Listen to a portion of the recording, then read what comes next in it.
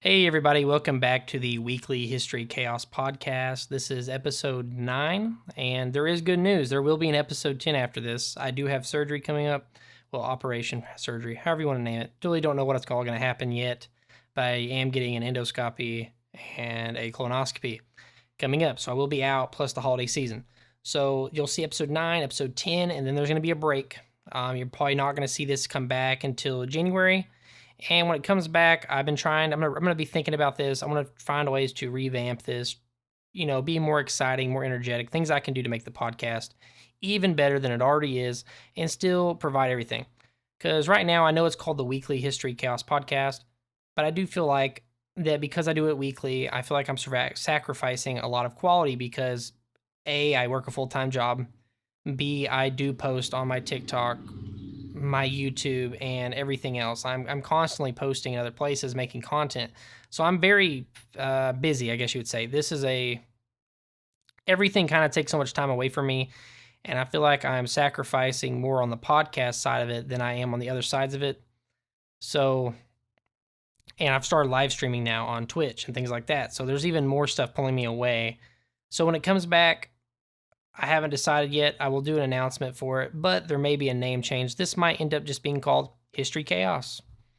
And that might be the name of the show going forward. So I might have to do some changes on it, and the show might become a monthly show. So there'll be 12 episodes a year, and these episodes will be a little longer than the ones you see currently, and they'll be packed and full to the brim, and they'll be high quality episodes from start to finish with grade A topics surrounding a bunch of time periods and eras and really cool stuff, stuff I can really go into detail about, and ideas I get from my community, the people I talk to, my friends, things that are current, things I read about, so I can collect it all through the month and give you all a high quality episode. But not saying today's episode's not high quality. We're going to get into that. So for episode 9, I did pick 2 topics for episode 9 and 10 that are really close to me and something I enjoy. And I actually already have the first topic right here and what it's going to be. And what our main topic today is China, which I'm sure y'all hear about China today a lot in the news. And you're like, gosh, please, no more China. I don't want to hear about it anymore. But the good thing is we're going to be talking about China's past and history. And the 2 areas I know the best in China, which I really don't know them probably like the back of my hand, but I know them very, very well. And I'm fascinated by them and very interested in them. And today's episode is going to be, what is the Three Kingdoms period in China? That's this topic right here. So the Three Kingdoms period in China, it varies a lot. I think technically, if you look at it, it's like starts in like 212 AD or something like that. It goes to 280 AD. But there's a lot of different things. Now, for me, I think it starts in about 184 AD and it goes to about 260, 280 AD. But I'm gonna kind of go over this and talk about it. So what is it? It's an area, it's a time period in China where the Han Empire collapses, which you'll notice in China, a lot of empires and a lot of kingdoms collapse, and then there's a bunch of wars for reunification, and they reunify, and then it collapses again. It just kind of happens. But if you look at history, that's kind of the history of all things. They get together, form this giant thing, it collapses, breaks apart, people fight, forms another large thing, and it keeps going. That's kind of like history for conquest.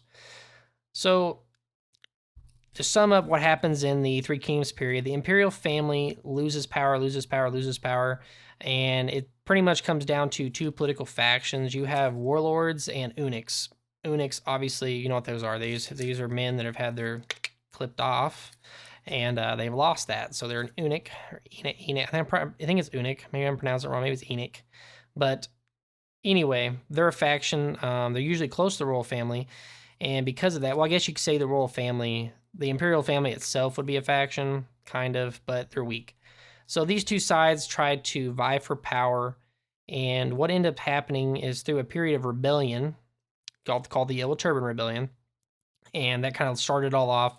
That rebellion led to the eunuchs trying to take over more and more power, and that led to assassination attempts by the warlord faction toward the eunuchs and try to replace because the current emperor dies and one of the sons becomes the emperor and they try to replace him. It's a very complex thing, but pretty much what happens is the country breaks up into multiple warlords, and these warlords start fighting among each other and, getting more land, taking more area, and it consolidates into 3 major kingdoms. the kingdom of Wei, which made itself a kingdom first. And due to it becoming a kingdom, the kingdom of Shu Han became Shu, and the kingdom of Wu formed, or Eastern Wu, Song Wu. There's a lot of different terms for them. But because the kingdom of Wei formed a kingdom, the other two reacted and formed their own kingdom, and it became the Three Kingdoms period. And these three kingdoms fought each other. The two in the south, Shu Han to the southwest and to the southeast would have been Wu. They were closely allied compared to Wei. They were always enemies of Wei. But at the same time, there were periods where Wu would ally with Wei for a bit because no one wanted to shake the power balance, because if one nation gained power, then the other two would be on the back foot and have a hard time getting it back. So it was a very delicate triangle. So before I delve too much deeper and tell you how it all ends, just so you know, that's why it's called the Three Kingdoms period. It's because there's ends up being three kingdoms at war with each other, and also it's named that because of a famous title of a book called The Romance of the Three Kingdoms. And a lot of the history back in China back then was based off fantasy combined with fact. So they've taken a lot of things they believe to be factual and put it down as history, and they've removed a lot of the romanticized and fictional sides of history from it.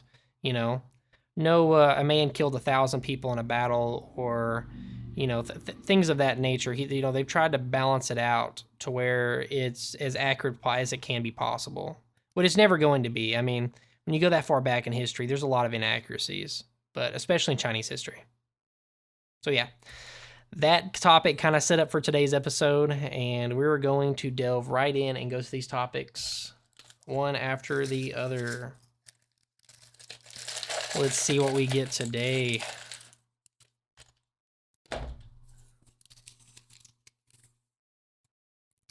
Fantasy versus fact. Okay.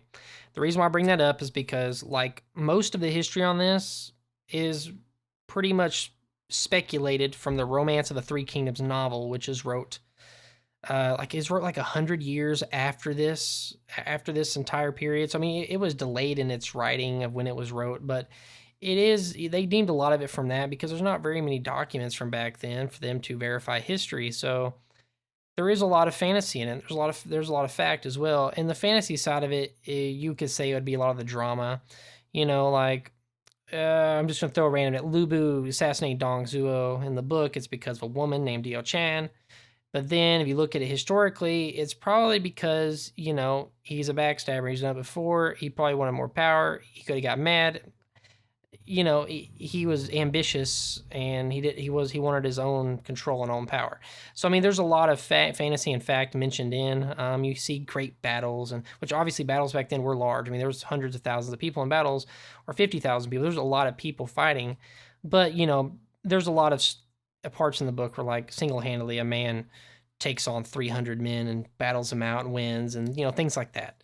And that's the part that would be the fantasy combined with the fact, because that could have been a great general. He could have been a great warrior. Maybe he could best 20 average men or 30 in a battle, but then maybe you couldn't. It's hard to tell. It's speculated. Or, for example, like, famous battles where they put in, like, mystical things, or just other backdrops, which it gives you a deep dive into what, Chinese literature back then, like, focused on fantasy-wise. And it was great storytelling. And it really feels for, like, the losers in the war. It really makes you feel compassion for them and empathy. But overall, I mean, there is a lot of fantasy versus fact. So today I'm going to try to focus on the fact. Try not to put in too much fantasy. Like other fantasies, like the horses they rode, there's, they had names, and some of them would be like red hair and stuff like that. And they would be able to run, 10 li or 1,000 li in a day or something like that. And it's like an insane amount, things like that. And that all probably spouts from, like, well, the horses back then were considered, you know what I mean? It's like the legends of, like, King Arthur and Western civilization, things like that. Legends kind of get, when one person tells and it goes to the next, they kind of grow in scale and scope, and that's how they become legends, and that's how they become these great stories and these great men. Same thing kind of happened in China. Okay, let's see what we got on our next topic. Man, there's a lot of candy in that bowl.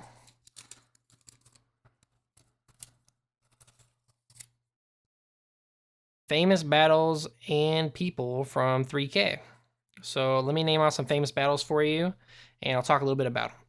So the biggest famous battle in the entire time period that you're probably gonna ever hear about is the Battle of Redcliffe or the Battle of Chibi, depending on like how you look it up. But what it is, it's a naval battle, and it happened on a river. And which I know you're like naval river, like, yeah, but it happened on a river, and it's when a 50,000 strong army fights a 200,000 strong army and wins. So what happened was the army of Wu, who's very good at naval combat. A lot of the people down there live on the rivers, live on boats. They're very used to, accustomed to the shaking, the fighting. They're used to it. And then you have the army of Shu, which was mainly refugees that fled from the army of Wei. So they allied with Wu and they become a coalition, and together they had 50,000 men, and they fought on the Yangtze River. I might be wrong on the river name, but they fought down there on this river. And the Battle of Redcliffe, the battle army of Wei came down on their ships, and they had 200,000 men strong. And it was a massive battle, but the key thing about it is they used a fire attack to win the battle.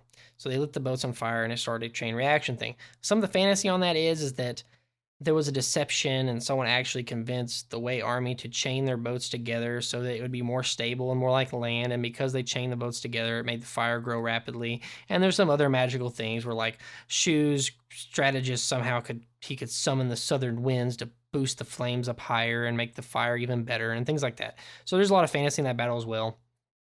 But the biggest thing is 50,000 versus 200,000, and the Shu and Wu army won by a fire attack. These are the facts on that battle. Another big battle would be the Battle of Northeastern China, the Battle of Guangdou, which happened in northeastern China between Wei and Wianchao. And pretty much it was a huge battle, and Wei winning that battle is what consolidated itself into a kingdom. When it won that battle, it literally controlled all of northeastern China. It became a massive powerhouse, and no other nation in China at that time could compete with them in power. They were massive. They controlled a lot of the best territories. And the other thing is, due to Wei's investment into those regions already from being there, a lot of those areas that were originally very underproduced and not very good areas, they've built them up to become great areas with, great farmland and things like that. Let me think here. Another really famous battle, probably not going to remember the exact name of it, but it happened in southwestern Shu. It's when they fought the Non-Mon tribes. That actually happened. Non-Mon tribes are kind of like the Vietnamese area, Laos, Cambodia, things like that. They're kind of down in that area, closer to that part. There was a big battle down there. And then in northwestern, there was the Battle of Luzang Plains, which was the last attempt, the best chance that Shu had defeating Wei. And technically, I don't remember if Shu actually lost that battle, but it wasn't like they really won either. It was like a false victory, if that makes sense. So yeah, just some of the famous battles. Famous people I can think of is, obviously everyone's heard of, like, Zhuge Liang. He was a great inventor back then. Some really great philosophers from that time period and great inventors. He created the wood ox, which would be considered a form of a wheelbarrow to transport goods using hands and arms, using a person, but to transport goods over a long distance without having to use animals and things like that. Oh gosh, now my mind's going blank here. Other famous people, Lu Bu is considered one of the greatest warriors in all of China at that point, time period wise. Then you have like Guan Yu, the god of war, things like that. You can find Guan Yu statues today, the god of war statues, and even like they'll be like, this is the grave of Peng Tong, who was a great strategist. They called him the Rising Phoenix. That was his nickname. Things like that. Zhuge Liang was a sleeping dragon. Everyone had nicknames. There's a lot of legend involved with this. I'm trying to think of any other famous people. Cao Cao, Cao. He was a ruler. Not technically the first king of Wei, but because technically his son was the first king of Wei, but he was the ruler of Wei for a long time. He set it up. Gosh, I'm probably gonna leave off other famous people from this time period because there's like a ton, but I'm trying to name the ones that are backed up by fact, by facts, not just fiction. Yeah, I'm drawing blank here. I mean, I guess Sima Yi, the Sima clan, which later on in a topic that will be talked about even more, because they are technically the greatest family that existed in that time period. And you'll find out later, why. And they really didn't accomplish very much until the end. So, yeah. So this is famous battles and people from 3K. Hopefully you thought some of this was interesting. Go to the next topic.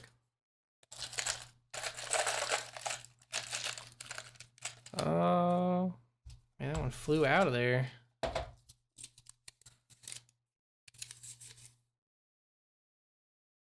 What role did the Imperial family play in CK3 and the Three Kingdoms period? So the Imperial family, they were the benefactor technical rulers, and they existed through most of the time period. But here's the problem with that: the Imperial family lost a lot of power in the beginning to the Eunuchs and the Warlords, trying to keep everything happy and maintain the balance of the Imperial family and the power. Trying to keep the Han dynasty together. And whenever the emperor died at that time, both of his children were very young. So they were not in a situation where they had the clout or the power to hold the country together. So they were taken advantage of. And the eldest prince, which would have been the closest in age to eventually handle things on his own, was overthrown and replaced by the youngest prince, who was way too young to do anything at that point, and he was a puppet. He was controlled by Dongzhuo, who was a great and evil man. He's controlled by the eunuchs. Well, not here. I'm getting this wrong here. He was controlled by Dongzhuo for a while, and then Dongzhuo was assassinated. And when Dongzhuo was assassinated, his son and some of the other people controlled him for a while, but eventually he escaped. And whenever he escaped to the east, and he ran into Cao, or Wei. And whenever he ran away, Wei then took him and did the exact same thing that everyone else was doing. They puppeted him. They put him in power, gave him a throne. He sat there, and everything they did at that point was in the name of the Han dynasty. So everything they did, and that's how all these powerful nations were forming. And it's because they were using his name to do it.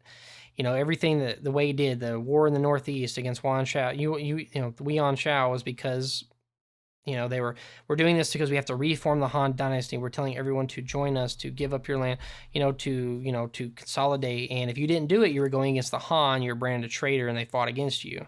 So it's really interesting. But yeah, most of the time, the Imperial family didn't have much of a role. They were a pedestal. They were a power thing. It was like having an imperial seal or something of that nature. It was what gave you the power to dictate laws and control the nation, was having the imperial family in your pocket. And that was their main thing through most of the time period, Three Kingdoms period, until finally they were just kind of replaced. That makes sense. To be ushered in a new dynasty. Okay, let's move on to the next topic. We are getting closer to the end. And then I get to record another episode after this. Who actually won in the Three Kingdoms period? So, the real winner of the Three Kingdoms period was not Wei, Wu, or Shu. They all three lost. And you're probably like, what? These are the Three Kingdoms. How did they lose in the Three Kingdoms period? So what happened is Wei defeated... Let me get this right here. Wei defeated Shu and Wu. I can't remember the order now. I feel like Wei defeated Shu first, and then Wu surrendered after that. Or maybe it's Wei defeated Wu and then Shu just surrendered. No, I think it was Shu first that surrendered. So pretty much when the first ruler of Shu passed away and his son took over as the king of Shu at that time, Shu Han, he valued life. So he surrendered and agreed that, he would be kept pretty much in the capital of Wei, and his country would give up and surrender and give all their possessions over, and he pretty much just would live a normal life. He would live in house arrest, and he would still have his title, but he would be defeated, but he would have a good life. And he did that because he didn't want to see people suffer anymore. He didn't want to see death and destruction. I mean, it was inevitable they were going to lose at that point. So then Wei went to Wu, and Wu surrendered. So pretty much Wu might have had a one last battle before the surrender, but Wu capitulated well. So at one point, for a very brief period, Wei controlled all of China. Very brief period. Well, then there was a coup d'etat in Wei, and that's when the Sima family clan rose up against the Cao Wei family, the Cao Cao family, the kingdom of Wei. They rose up and they pretty much took over and killed the leaders. They took over the nation, and they renamed it the Empire of Jin, so the Jin Empire. And there was a reason for that, because honestly, the founder of Wei was a great man, and his sons were great. But as you get further down the line, it's like his children, the Jin could see that eventually they were going to lead the country into, the Sima family could eventually see the country to be led into the same thing happening again. They were going to split apart and be a massive war because of the incompetence of this family. So they took it over and they decided to kill everyone off, and they took over. Which I don't think they did right away. They took over by like siding with one person in the family, and then whenever he served his purpose and they've already controlled most of the nation, they got rid of him as well. So yeah, that's how it kind of forms. That's why the Sima family, the Sima, is the most important family, because they're actually the ones who united the land into Jin, at least for a while, until it eventually broke apart as well. So yeah, that's pretty much the true winner, and that's who actually won. Three Kings period.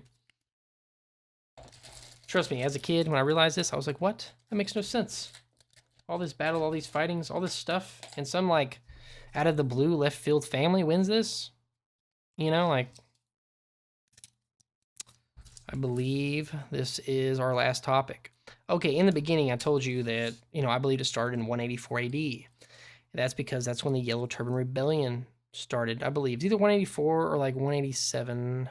Pretty sure it's 184. So that's when the Yellow Turban Rebellion was starting to build up. What the Yellow Turban Rebellion was, it was a Taoist movement within the nation, and it grew exponentially because the nation was in a turmoil. There was so much corruption within the nation, and that's one of the biggest things that led to the Three Kings period was corruption, like taxes and people being mistreated, people not being represented, people getting angry and mad, people turning to banditry and things like that and killing because they couldn't survive. Taxes were too high. The government officials were corrupt. Palms were being greased. It was just a terrible time period. Well, then the Yellow Turban Rebellion came up, and it was a Taoist movement led by Zheng Jiao. Probably pronouncing this terribly wrong. But him and his two brothers, there was three of them, they all vowed brotherhood together. They led this movement, and they had camps set up all throughout the nation. There was like, I think at one point, 200,000 to 300,000 of them. And they had to have camps of 10,000 down to 6,000 people. And these would be like Taoist camps, but they were ready to fight. Like, they were like military camps. And at one point, they had uprisings all over the nation. The Imperial family had to issue orders to pretty much deal with this. And to do that, they had to give power to warlords to recruit people and to recruit armies and things like that. And it led to a lot of people gaining fame and renown. And the Imperial family, in turn, had to give them lands and money, which helped them progress themselves into a power, which later on led to all the fighting, all the, when it broke apart. So yeah, the Yellow Turban Rebellion, Taoist movement, pretty much a civil war if you think about it, really what it was. And it was almost like a coup at that point as well. But they were eventually put down, killed off. The ones that did survive became bandits pretty much, or they just joined warlords, things like that. But yeah, that really set up the entire thing. Because without that movement, a lot of the warlords at the time wouldn't have had the money, the power, or the land to fight in wars because they wouldn't have been strong enough, and it gave them the influence and the fame to do it. It spread their name throughout the nation, or throughout the country. That makes sense, even though it wasn't a country. Throughout the land. There we go. So I think, yeah, guys, that was the last topic. So we're gonna wrap up this episode. I want to tell everybody thank you for listening in and checking it out. It's going to be posted up here soon for podcasting, and then soon the next day following for YouTube. And be on the lookout for episode 10 after that. And yeah, that'll be the first season, guys. But anyway, keep an eye out for that. Thank y'all for coming out. If you're not doing it yet, follow me on YouTube, TikTok, any way you can. It's Dassbear all the way around, Dassbear. Dassbear. So yeah, please do that, guys. Y'all have a good one. Thank you.